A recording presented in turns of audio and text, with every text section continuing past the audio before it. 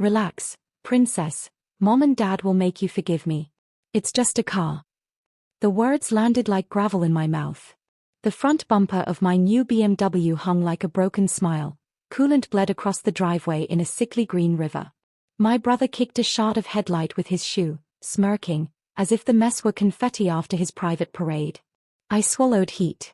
My hands shook, but not from the wind. Everyone, my name is Everly. I'm 27. And here's the truth no one in my family likes to hear. Apologies in our house are currency, spent only when someone else is footing the bill. He leaned on the crumpled hood like it was a bar top. You're being dramatic, he said. Accidents happen. Besides, you left the keys on the counter. That's basically permission. A small laugh from inside the doorway. Mom, arms crossed, a robe tied as if the belt held the whole family together. He's right, she crooned. It's not the end of the world, honey. Your brother had a rough week. Rough week. I stared at the spider-webbed headlight and thought of the hours I'd stacked, early mornings, late nights, the smell of burnt coffee and toner at the office while others left for happy hour. I remembered signing for the car, the salesperson's hand warm around mine, the faint scent of new leather like a promise I'd finally kept to myself. Dad shuffled in behind Mom, rubbing sleep from his eyes. If you two are finished performing, he said, let's be reasonable. We'll sort it out. Family first. Family first, the spell we were all supposed to fall under. In our house, family first meant me last. I didn't perform, I said quietly. I paid. My brother rolled his eyes. You'll get over it. You always do. He said it like it was history, carved, inevitable. He said it as if my forgiveness was a faucet he could twist open whenever he felt thirsty. Inside, the house hummed, refrigerator motor, the soft click of the hallway clock, the whisper of air through a vent. Outside, the car ticked as if cooling could mend what impact had torn. The street light made the wreck gleam, a wounded thing pretending to be whole under the moon. Keys were on the counter because I was home, I said. Not because you had a right. Semantics, he laughed. Mom? Dad? Mom's lips softened into that patient smile, the one that always ended in me surrendering my boundaries like spare change. Everly, sweetheart, be kind. His family. I glanced at the glove box, the place where the paperwork for everything I own sleeps. My pulse steadied. The night air tasted metallic, like the moment before a storm decides to speak. Kindness, I whispered, stepping past the coolant river, shoes tapping the concrete like a metronome. We should define it. My brother's smirk widened. Define it however you want. You'll forgive me by morning. The porch light flickered once, then held steady. I reached for the front door, then paused, eyes drifting to the small, sealed envelope I'd tucked into the hall drawer hours earlier. Its edge peeked out like a shy truth waiting to be called by name. Behind me, the broken headlight caught my reflection, split into glittering fragments. I didn't look away. The envelope whispered against my palm as I pulled it free from the drawer.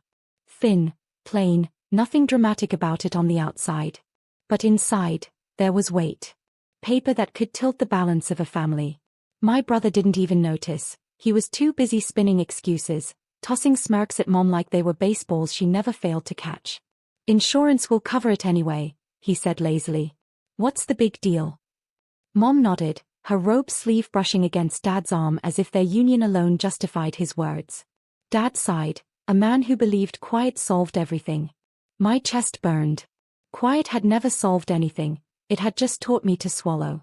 I walked past them, the envelope pressed against my side. My brother trailed me with his eyes, smug, daring me to make this into something larger. He always thought I wouldn't. You left your mess in my driveway, I said. My voice startled even me, low, steady, not the usual tremble they expected. Mess. He chuckled. It's a scratch on wheels. Chill.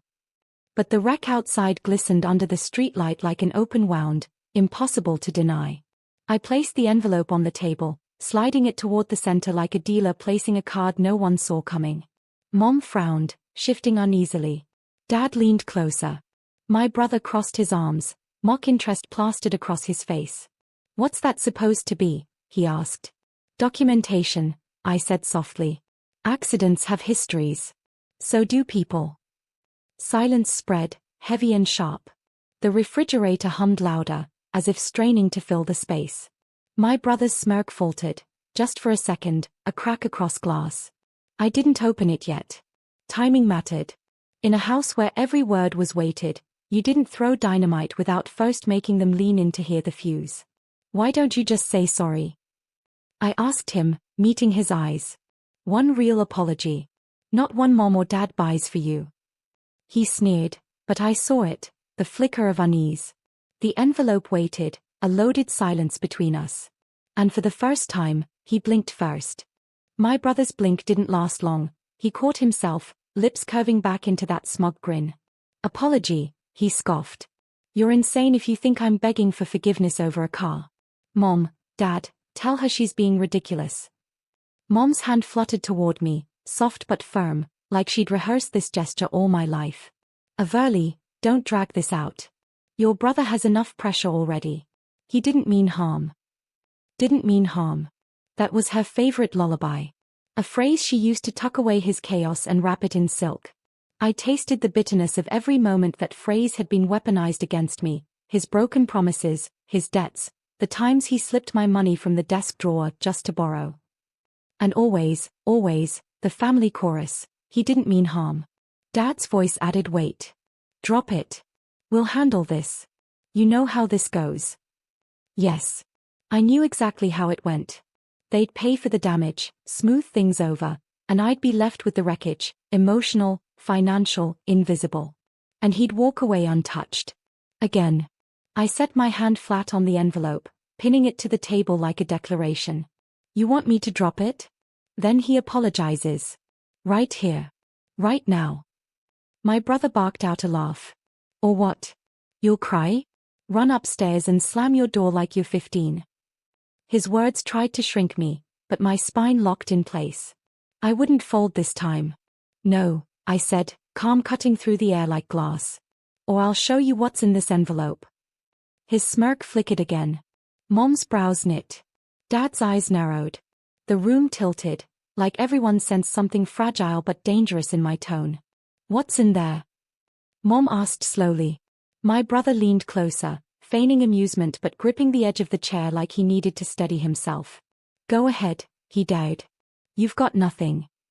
I slid the envelope an inch closer to me, not opening it yet, but letting its presence breathe louder than any threat. My heart thundered, but my voice stayed steady. Then why are you sweating? The room froze, because he was. A bead of sweat slid down his temple, betraying the smirk he tried to hold. His arms uncrossed, fingers drumming nervously on the table. You're bluffing, he said, but the words came out thinner than before. Mom tilted her head, her voice caught between suspicion and denial. Averly, what did you do? I didn't do anything, I replied, my tone even. He did. And the insurance company recorded it. The silence that followed was thick, suffocating. Dad's face darkened with irritation, not at him, but at me, as though exposing the truth was a greater sin than crashing a car. You don't bring family business into strangers' hands, he snapped. That's disloyal. I felt the word slice me open. Disloyal. 4 years, I'd swallowed that accusation anytime I refused to cover for him, anytime I refused to nod along. But tonight the cut didn't bleed, it cauterized into something cold and sharp. I didn't, I said quietly. The adjuster did. And do you know what else they found? I lifted the flap of the envelope just enough for the papers to slide halfway out, the bold black ink visible under the kitchen light. My brother stiffened, his chair squeaking as he shifted. Mom gasped. Averly, what is that? I locked eyes with my brother, watching the smirk collapse into something closer to panic. His voice dropped, lower, harsh. You went too far. You don't know what you're messing with. But I did. Oh, I knew. Because tucked within that report wasn't just the record of the accident, it was a timeline of lies. Insurance claims under his name. Collisions reported. Patterns the company had traced, all connected to him. You've been using my name, I whispered. Haven't you? His lips parted, but no words came. For the first time, silence didn't protect him. The papers trembled between my fingers, not from fear but from release. The truth had weight, and it was finally in my hands. Dad's voice cracked, uncertain for once. What is she talking about? My brother swallowed hard, his jaw twitching. The room waited, Mom's breath, Dad's stare, my steady pulse. And in that waiting, the first fracture split his mask. His mask cracked, and the boyish charm he always wore fell away like ash. My brother's jaw tightened, his eyes darting between me and the half-exposed report. His voice, usually dripping with confidence, now scraped the air. She's twisting things. That's not what it says. But I didn't move the papers back into the envelope. I let them breathe, their sharp corners catching the light. Multiple claims, different vehicles, same address. Same handwriting on every statement. Different signatures, but all leading back to you. Dad's face hardened. He looked at my brother, searching for denial, for explanation, but my brother only stammered. Say something, Mom urged, desperation curling her voice. Tell her she's wrong. But he didn't. His silence was louder than anything. I leaned forward, every word deliberate. You didn't just take my car, you've been taking my name. My credit. My history. You weren't just reckless tonight, you've been reckless for years. And they finally caught you. He shoved back his chair suddenly, the legs screeching against the tile. You think you're clever, don't you? His hands balled into fists, not for hitting, but to keep them from trembling. Always acting like you're better than me. Like you don't make mistakes. I stood too, my voice low and steady. I work for what I have.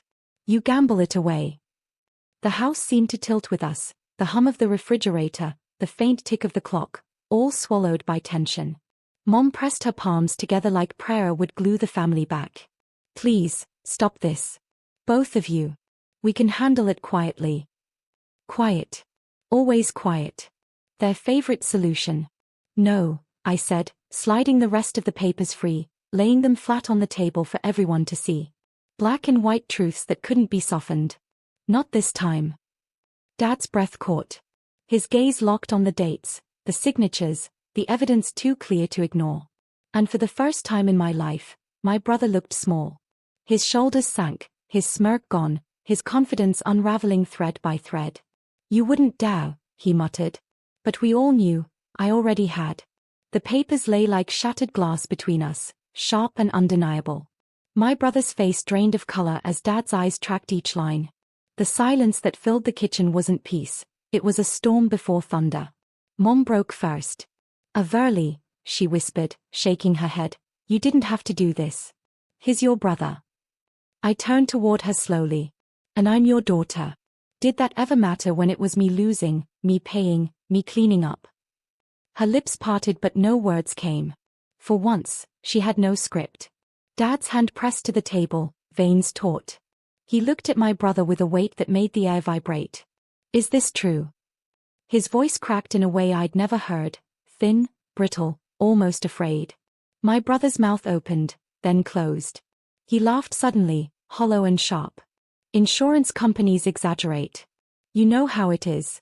She's spinning this. But the laughter didn't stick, it fell flat, dissolving into the heavy air. I slid a finger across the top page, tapping the bold claim number. Exaggeration doesn't forge signatures. It doesn't repeat dates that align with when you were borrowing my car. Dad's gaze didn't leave him. Answer her. For the first time, my brother didn't smirk. He sagged into his chair, shoulders slumped. His voice came out barely above a whisper. I thought I could fix it before anyone noticed. Fix it. The phrase twisted in my gut. That's what he called years of deceit. Fixing. Mom reached toward him instinctively, her loyalty reflex. But Dad's hand shot out, stopping her. Don't, he said. His tone carried something final. I felt the shift ripple through the room, like a stage light swinging from me to him, exposing the cracks no one had wanted to see. I worked 14-hour days for that car, I said softly. And you turned it into evidence of who you really are. My brother buried his face in his hands. The clock ticked, marking seconds none of us could rewind. And in that stillness, the storm finally broke. Dad whispered the one word my brother had never heard from him before, enough. Enough. The word hung in the air like a gavel strike. My father had never said it to him before, never drawn the line. My brother lifted his head, eyes wild, searching for the old safety net, the easy absolution that always followed. But Mom's silence said it all. The net had been cut. "You don't mean that," he stammered, his voice cracked, almost boyish. "Dad, come on. I'm your son. And she's my daughter," Dad shot back. His hand trembled against the table, but his voice didn't. "You've been lying to all of us. You've been stealing. Do you know what this does to our name? To hers?" The room seemed to shrink. My brother's bravado collapsed in on itself. He looked at me then, eyes narrowing, not with apology, but with resentment. "You've ruined me." "No," I said, steady. "You ruined yourself. I just refused to keep hiding it." Mom finally spoke, her voice brittle, like porcelain about to break. We can't let this go public. If the insurance company pushes charges." "They already are," I interrupted, sliding another page across the table. The letterhead gleamed in the dim kitchen light. Notice of fraud investigation. Mom's breath hitched. Dad's face hardened further, lines deepening. My brother recoiled like the paper itself burned. "You set me up," he spat, trying to claw back his swagger. "You wanted this. You wanted me destroyed." I leaned forward, my words deliberate, ice-edged. "I wanted accountability. If that feels like destruction, maybe that says more about you than me." For a moment, no one spoke. The only sound was the faint ticking of the wall clock, each second carving the truth deeper into the room. Dad closed his eyes, exhaling as though letting go of decades in one breath. "You'll deal with this," he said to my brother, voice like iron. "No more excuses. No more rescues. You on your own." The words struck harder than any punishment. My brother flinched, not used to standing without their shadows shielding him. And in that raw, stunned silence, I realized he wasn't the only one finally free. The silence after Dad's words was heavier than any shouting match we'd ever had. My brother stared at him, blinking like he'd been struck. No smirk. No laughter. Just the hollow awareness of a man stripped of his usual shields. He whispered, almost to himself, "You're really not going to fix this for me?" "No," Dad said, steady. "Not this time." Mom covered her mouth, tears spilling for the son she'd coddled too long. But she didn't argue. Maybe even she knew the truth had become too loud to smother. My brother shoved back from the table, the chair screeching against tile. He looked at me then, as if I'd orchestrated his downfall. Maybe in a way, I had. But my voice didn't rise. It softened, calm like the eye of a storm. "You thought crashing my car was just another mistake," I said. "But it wasn't the wreck outside that ended you. It was the wreck you built in secret, claim after claim, lie after lie. I didn't destroy you. You left the evidence in plain sight. I only turned on the light." He wanted to argue, to claw back control, but no words came. His shoulders sagged as he stormed upstairs, footsteps pounding like a drumbeat of retreat. The kitchen stayed frozen. Dad sat back, exhausted, like a soldier who'd finally dropped his armor. Mom sobbed quietly into her hands. But me, I felt something else. Not victory, not cruelty. Just release. The BMW outside was broken, but repairable. Unlike my brother's web of lies, twisted too tightly to untangle. I'd carried years of silence, of being told to be kind, of swallowing my hurt. Tonight, I placed it all back where it belonged. I walked to the window, looking at the fractured headlight glinting under the street lamp. For the first time, the shards didn't feel like symbols of loss. They felt like mirrors, showing me who I had become. Not the sister who always forgave. Not the daughter who always yielded. But the woman who chose truth over silence. And that was enough.